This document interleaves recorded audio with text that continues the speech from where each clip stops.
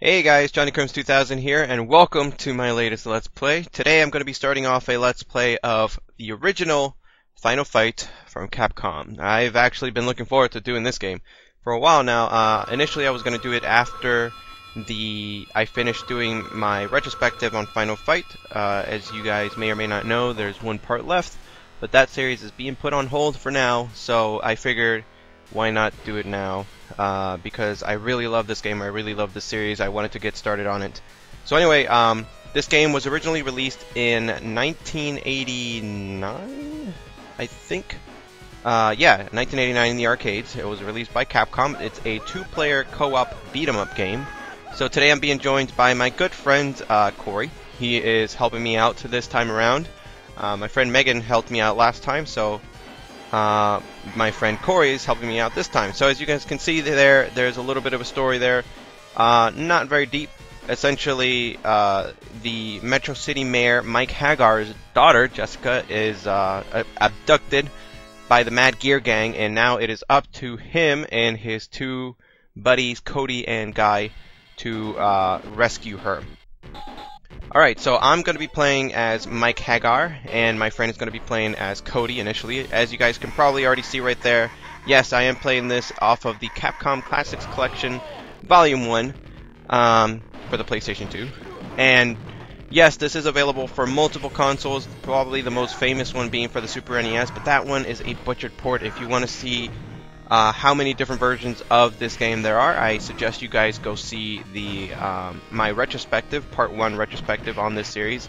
I outline all the different versions that there are, and believe me, there are a bunch. I'll probably put a link to that video at the end of this video, so you guys can go check it out. So if you've never played a Final Fight game, it's a beat-em-up game. Basically, you go from left to right, beating up all the thugs that you can. You have two buttons in this game. You have a jump button and you have an attack button. Very simple. Obviously, you press the attack button to attack your opponent. You can combine, when you keep pressing the attack button, you combine attacks for combos. When you also have some sort of a jump attack, so you press the jump. There's actually two kinds of jump attacks. One is when you just press the jump button and then press the attack button, you'll do one kind of attack. The other one is when you press the jump button while moving forward and then press the attack button, you'll do a different kind. Really, it doesn't make that much difference, but it's something. And then of course you have a desperation move, which is basically where you press both the jump attack and the button attack at the same time, and then you'll do sort of like a clearing out move, you know, that clears out enemies around you.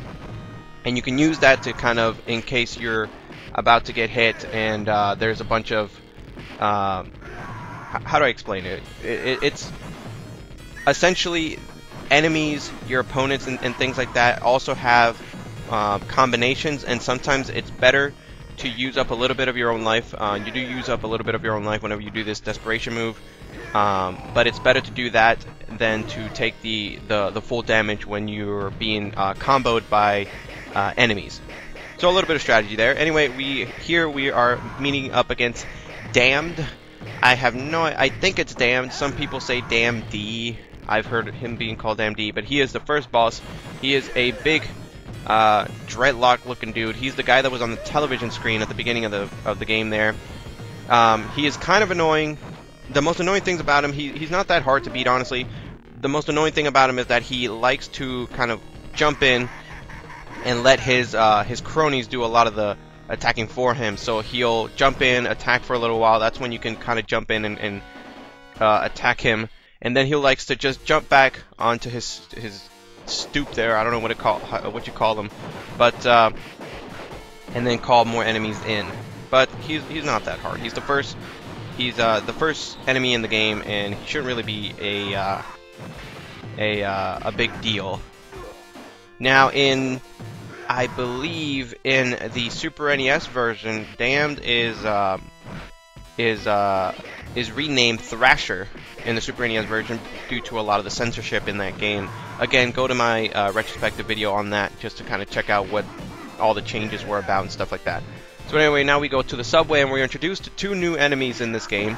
The first one being, actually, is it two new enemies, or I think it's actually rather three.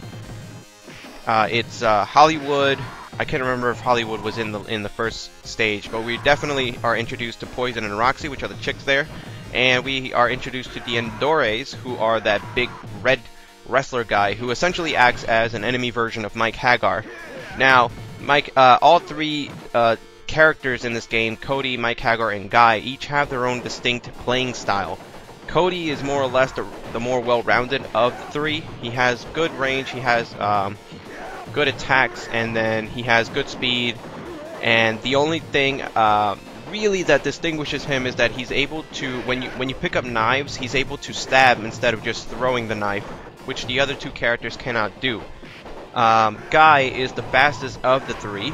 He has some very quick attacks. I'm not exactly sure if he's able to take more or rather less damage, but he's definitely the quickest of the three. But I think he deals out less damage than the other two. And finally, we have Mike Haggar, who is essentially he's the main character of the series. That's the person that I'm playing as, and he's all kinds of manly. And he's essentially plays as a wrestler, and he has a bunch of really fun sort of pro wrestling type moves and slams and throws and things like that. That's honestly the main reason why I play as him.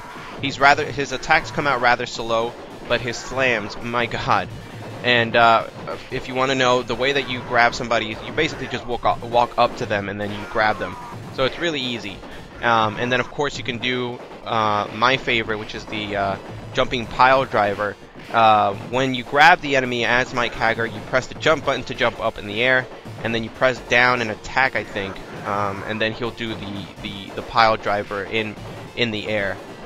No spinning pile driver though, not yet. He hasn't stolen that move from Zangief at this point, but definitely a lot of fun. See, as you guys can see, saw there, I had a knife as Mike Haggar, but when you press the attack button while holding a knife, he throws it instead of using it as a stabbing weapon, which Cody does. He's the only one in the game that does that.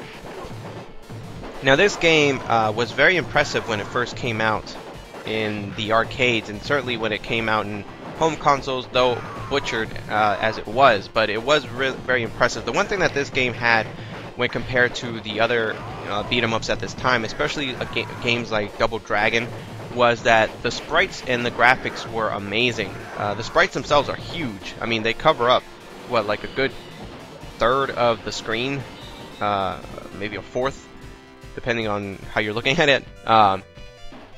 Compare that to Double Dragon, which was just these little itty-bitty, 8-bit graphics, and you could see why this series kind of was so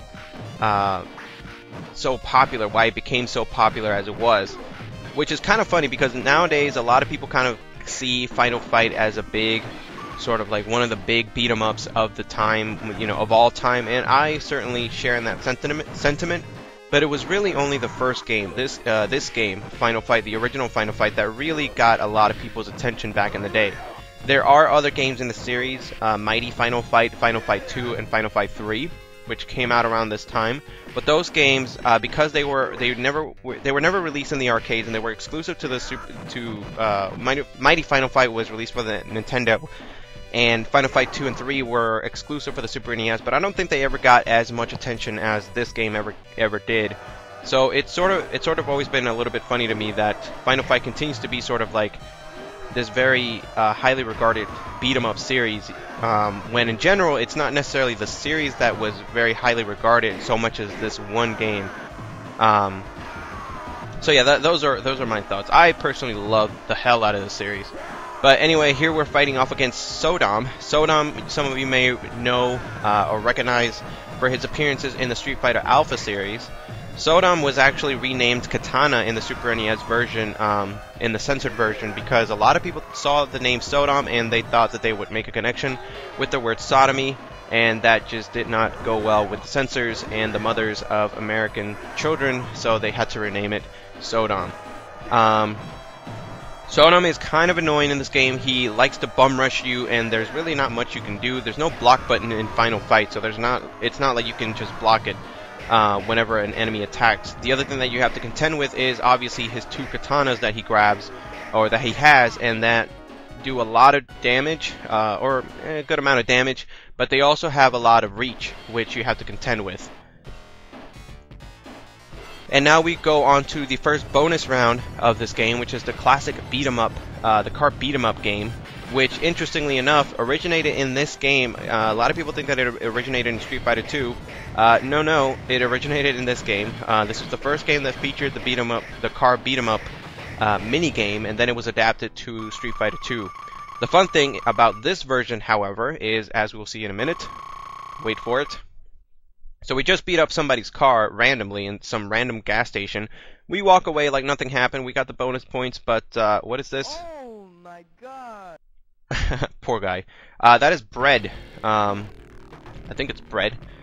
One of the bad guys, one of the thugs that we randomly beat up, and we that was his car. And in this version, he says, "Oh my god." In the Super NES version, as you can probably imagine it, it was censored to say not "oh my god," but "oh my car," which was one of the more funny kind of things, you know, like taking the word God out of a game, just because of its connection to religion and Christianity and stuff like that. So that was one of those things. Was like, really, did you really have to take that little itty bitty word out? But in fact, they did. So now we're going on to stage 3, I think, and this is sort of like a restaurant. Trying to remember what the name of it is. We're in the west side, I think, and here we are moving along. As you could probably tell, the further you go into this game, the more enemies that you encounter, especially some of the tougher enemies like Andore. Andore, one of the things that you have to watch out for is that he does have a bum rush move, and he can grab you and slam you, which is not fun. He's one of those enemies that you really have to contend with first. I would suggest you contend with first. Elgato and Hollywood, which are the guys with the knives, they're rather annoying because they have knives. Obviously, they have an infinite amount of knives. When you beat them up, you can get the knives yourself. So that's kind of like a plus side of beating them up. But they also have this annoying jumping attacks, which you just saw him do on me. Can't speak today. Where he jumps up and he kind of jumps up, is upside down in the air, and starts stabbing you from above, which is kind of all kinds of awkward looking. But you know, it's kind of hard to, you can't avoid that unless you're, you know, you change the lane, the plane that you're on. Here we're introduced to Wong Hu, I think that was his name. Wong Hu, yeah, there he is. He's essentially the fat boy of this game. You always have to have fat boys in any kind of beat 'em up game. The only thing that really he does is he just bum rushes you. Really, that's kind of like the extent of his attack pattern. He's not like the ones from Streets of Rage who can breathe fire, thank God, which are more annoying. And as you guys saw there quickly there, we had a version of Hollywood that actually threw flamethrowers, which can be rather annoying. They kind of just appear in large numbers, and then they just throw their Molotov cocktails, and they kind of just run away. You don't have to beat them up. In fact, one move kind of kills them, but they're really annoying. And here we're introduced to the, I guess, the enemy, the bosses of this level. It's not one, but it's 3 different versions of Andore. Believe it or not, each one of them does have a different name. The one in yellow is called F Andore, which a lot of people like to think means Father Andore. The one in the dark gray is U Andore, which a lot of people like to think that it's Uncle Andore. And then the one in the blue, who actually I believe has glasses, his name is G Andore, which a lot of people like to think that means Grandfather Andore. Essentially, they're all different kinds of versions of Andores. That's all they are. They're just, you know, different versions of an Andore, so it shouldn't be that hard. They can decimate you when you're by yourself, but essentially they're just you know, mini boss versions of regular enemies. There are just 3 of them at the same time, but they shouldn't be that hard. Plus you have a lot of ammo and things like that, but one good slam takes them out. And that's it for part 1, guys. I'll see you in part 2. As always, if you like this video, be sure to hit that like button and subscribe to my channel if you want to get more stuff from me. In the meantime, if you like my videos, be sure to find me on Twitter, Tumblr, Raptr, and Screwattack.com to see the other gaming-related content that I upload. Info is in the description. Who knows? Maybe you'll like my stuff. Maybe. Maybe.